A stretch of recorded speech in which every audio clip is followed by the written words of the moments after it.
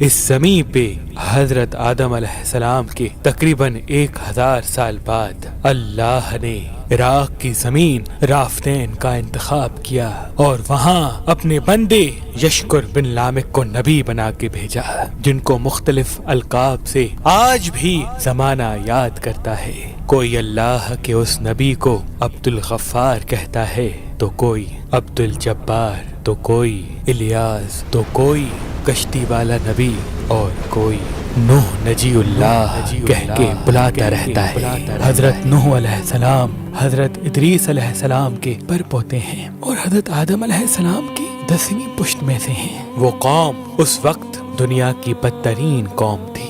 وہاں ظلم کرنا، نفسانی خواہشات پر فخر کرنا، بتوں اور شیطانوں کی پوجا کرنا عام تھا۔ اللہ کے نبی حضرت نوح علیہ السلام بچپن سے ہی ان کو بار بار سمجھاتے رہتے تھے کہ اس کائنات کا مالک ایک اللہ ہے جس نے ہر ایک چیز کو پیدا کیا۔ نوح علیہ السلام جب اللہ کے دین کی تبلیغ کرتے تھے تو ان کی قوم ان کو اتنے پتھر مارتی تھی کہ وہ پتھروں میں ڈھک جاتے تھے۔ تاریخ نے لکھا تقریباً 950 سال تک آپ تبلیغ کرتے رہے، بار بار پتھر کھاتے رہے، لیکن افسوس سوائے چند غریب اور مساکین کے کوئی بھی آپ پر ایمان نہ لایا۔ آپ اپنی امت کے لیے اتنا روئے، اتنا گریہ کیا کہ آپ کا نام ہی نوح پڑ گیا۔ بس اتنے میں اللہ اپنے نبی پر وحی کرتا ہے کہ اے نوح، اب یہ تیری قوم ہدایت نہیں پائے گی۔ نوح علیہ السلام رو کے اللہ کی دربار میں فریاد کرتے ہیں کہ اے اللہ، یہ انسان ظلم کرنے کو مذاق سمجھتے ہیں، ایک دوسرے کے خیال کرنے کو، مدد کرنے کو بزدلی سمجھتے ہیں، تیری عبادت سے منہ موڑتے ہیں۔ اے اللہ، اس میری قوم کو نیست و نابود فرما۔ جیسے ہی نوح علیہ السلام نے یہ بد دعا کی تو اللہ نے پیغام بھجوایا، اے نوح، ایک کشتی تیار کر، ان قریب تیری یہ ظالم قوم نیست و نابود ہو جائے گی۔ بس اللہ وحی کے ذریعے اپنے نبی کو بتاتے گئے اور اللہ کے نبی نوح علیہ السلام وہ کشتی بناتے گئے۔ جیسے کہ نوح علیہ السلام ایک پہاڑ پہ رہتے تھے تو نہ وہاں سمندر تھا، نہ دریا، نہ درخت تھے۔ بالآخر اللہ کے نبی نوح نے درخت اگائے اور اس کی لکڑی سے کشتی کو بنانا شروع کیا۔ آپ لکڑی سے بڑے بڑے تختے بناتے، پھر لوہا لاتے، اس سے کیل بناتے، تختوں کو جوڑ کر اس میں کیل ٹھوکتے گئے۔ تاریخ نے لکھا تقریباً 100 سال تک آپ وہ کشتی بناتے رہے اور آپ کی قوم روز آپ کے پاس آتی اور آپ کی توہین کرتی، آپ کو پاگل کہتی کہ نہ تو یہاں دریا ہے نہ سمندر، پھر بھی یہ پاگل کشتی بنا رہا ہے۔ اللہ کے نبی نوح علیہ السلام آسمان کو دیکھ کے صبر کرتے اور اللہ کے حکم کو تسلیم کرتے۔ اس کشتی کا طول 300 گز، اونچائی 30 گز اور عرض 50 گز تھا۔ ایک روایت کے مطابق اس کا طول 1 کلومیٹر سے زیادہ تھا۔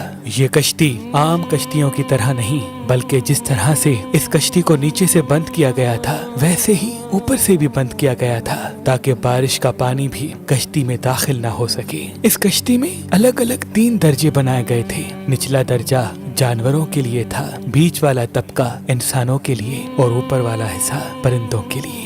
ہر درجے میں ایک دروازہ تھا۔ بس جب کشتی تیار ہو گئی تو اللہ نے فرمایا، اے نوح، اس زمین پہ مختلف جانوروں اور پرندوں کے جوڑوں کو اس کشتی میں سوار کرو تاکہ ان مخلوقات کی نسل باقی رہ سکے۔ حضرت نوح علیہ السلام نے مختلف پرندوں، جانوروں، خواہ ہر وہ چیز جس میں زندگی کے آثار ہیں، کشتی میں سوار کرنا شروع کر دیا۔ پھر آپ انسانوں کو حجت تمام کرنے کے لیے کہنے لگے، آؤ، یہ کشتی نجات کی کشتی ہے، جو بھی اس کشتی میں آئے گا وہ اللہ کی امان میں ہوگا۔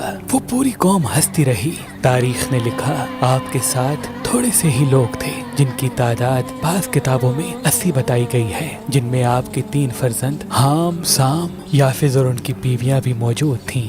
اللہ نے اپنے نبی نوح سے کہا کہ ان قریب تندور سے پانی ابلے گا اور پوری قوم کو ڈبا دے گا۔ اس بات کو سن کے قوم نوح ہنس ہی رہی تھی کہ اتنی دیر میں تندور سے پانی ابلنے لگا۔ لوگ اس پانی کو دیکھنے کے لیے دور دور سے آتے، ہنستے، لیکن کچھ ہی دیر میں ان کی ہنسی خاموش ہونے لگی۔ کیونکہ وہ پانی اتنا بڑھتا گیا کہ ان کے تمام گھر ڈوب گئے اور اوپر سے بارش بھی برس رہی تھی۔ وہ کافر یہ سمجھ رہے تھے کہ یہ طوفان کچھ دیر کا ہے، تو یوں وہ اونچے اونچے پہاڑ کی طرف جانے لگے۔ ان کافروں میں اللہ کے نبی نوح علیہ السلام کے بیٹے کنعان بھی شامل تھے۔ جیسے ہی نوح علیہ السلام نے اپنے بیٹے کو دیکھا کہ وہ کافروں کے ساتھ پہاڑ پہ چڑھ رہے ہیں، آپ نے دور سے آواز دی، اے کنعان، اس نجات کی کشتی میں آ جا۔ تو کنعان اور اس کی ماں بولی، ہم تھوڑی ہی دیر میں پہاڑ کی چوٹی پہ پہنچ جائیں گے اور پانی وہاں تک تھوڑی آئے گا۔ بس وہ پانی اتنا بڑھتا گیا کہ کہیں بھی نہ کوئی پہاڑ نظر آ رہا تھا، نہ کوئی درخت نظر آ رہا تھا، بس وہی بچے جو اللہ کے نبی نوح علیہ السلام کی کشتی میں سوار تھے۔ اس وقت پانی زمین سے 10,000 گز بلند تھا۔ مسلسل پانی بڑھتا رہا، چڑھتا رہا۔ 40 دن بعد پانی کا بڑھنا ختم ہو گیا، بارش بھی رک گئی، لیکن چاروں طرف صرف پانی ہی پانی تھا۔ تقریباً 5 ماہ تک کشتی پانی میں ہی طواف کرتی رہی، کسی جگہ پہ نہ ٹھہری۔ بالآخر دریائے دجلہ کی مشرقی سمت میں ایک پہاڑی جس کو کوہ ارارات کہتے ہیں، اس کی ایک چوٹی کا نام جودی ہے۔ اس چوٹی کی اونچائی تقریباً 13,000 فٹ ساحل سمندر ہے۔ کشتی نوح اس چوٹی کو لگ کے ٹھہر گئی۔ یہ تاریخ 10 محرم اور جمعے کا دن تھا۔ بس اللہ کے نبی نوح علیہ السلام نے کبوتر کو بھیجا کہ دیکھ زمین پر پانی خشک ہو رہا ہے یا نہیں۔ کبوتر گیا اور زیتون کی ٹہنی اٹھا لایا۔ اللہ کے نبی نوح علیہ السلام نے اللہ کا شکر کیا اور یوں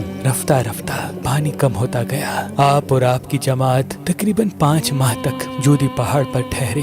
آپ نے تمام پرندوں جانوروں کو آزاد کیا۔ اس پہاڑی پہ اللہ کا شکر کرتے رہے، ذکر کرتے رہے، دنیا کو پھر سے آباد کرنے کی سوچ میں مگن رہے۔ تاریخ نے لکھا آپ کے ایک بیٹے سام جس سے عربی نسل چلی، دوسرے بیٹے حام جن سے سوڈانی نسل چلی، اور یافت جن سے ترکی نسل چلی، اور یوں آپ اور آپ کی اولاد نے دنیا کو پھر سے آباد کرنے کا فیصلہ کر لیا۔ تقریباً طوفان کے 60 سال بعد اللہ کے نبی نوح علیہ السلام اس فانی جہان سے دار البقا کی طرف کوچ کر گئے۔ اللہ نے فرمایا کہ کشتی نوح کو ہم آنے والی نسلوں کے لیے عبرت کا نشان ٹھہرائیں گے۔ تحقیق کرنے والوں نے بتایا کہ کشتی نوح علیہ السلام کی باقیات مشرقی ترکی میں واقع کوہ ارارات پر ملی ہیں۔ یہ کشتی ویسے ہی ہے جیسی اللہ کے نبی نوح علیہ السلام نے بنائی تھی۔